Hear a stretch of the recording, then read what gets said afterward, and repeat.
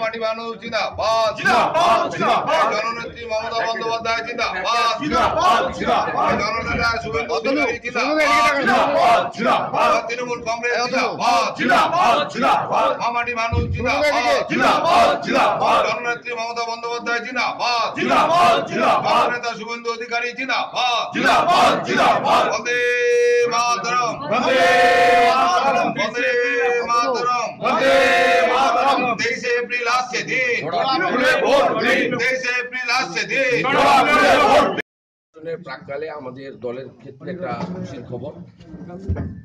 চাঁচল এক পঞ্চায়েত সমিতির 3 বারের কর্মাধ্যক্ষ ছিলেন পঞ্চায়েত সমিতির, এবং গত পঞ্চায়েত নির্বাচনে তিনি জেলা পরিষদের 11 নম্বর আসন থেকে জাতীয় কংগ্রেসের প্রতীকে নির্বাচিত হয়েছিলেন শ্রীমতী বন্দনা ঘোষ।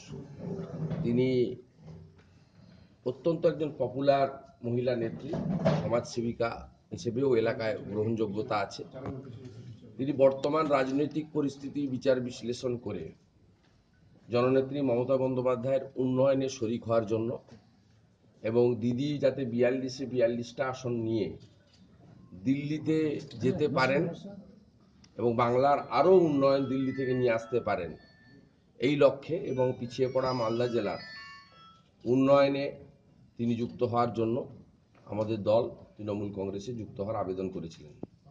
আমরা তাকে আজকে দলে গ্রহণ করছি, প্রাথমিক সদস্যপদ দিচ্ছি এবং এই নির্বাচনে আমাদের দলের উত্তর মালদার প্রার্থী মৌসুম বেনজির নূরের পক্ষে তিনি আজ থেকেই ক্যাম্পেনিংয়ে নামবেন, ব্যাপক ক্যাম্পেনিং করবেন, প্রচার করবেন এবং পরবর্তীকালে এই সম্মানীয় নেত্রীকে আমাদের দল এবং জেলা পরিষদে আমরা যথোপযুক্ত কাজে লাগাবো এবং তার জেডপি এলাকার উন্নয়নের সমস্ত দায় দায়িত্ব সহযোগিতা আমরা তাকে সর্বতোভাবে করব।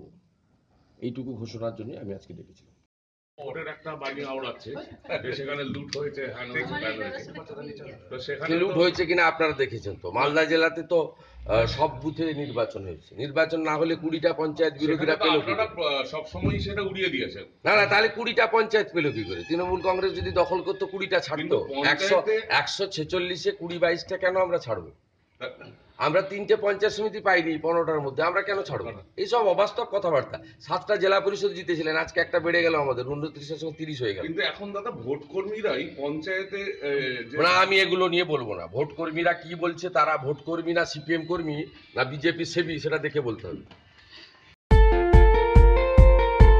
দেশ থেকে বিদেশ, জেলা থেকে ব্লক, রাজনীতি, খেলা, বিনোদন সমস্ত খবরে টাটকা আপডেট পেতে সাবস্ক্রাইব করুন আমাদের চ্যানেল হলদিয়া লাইভ।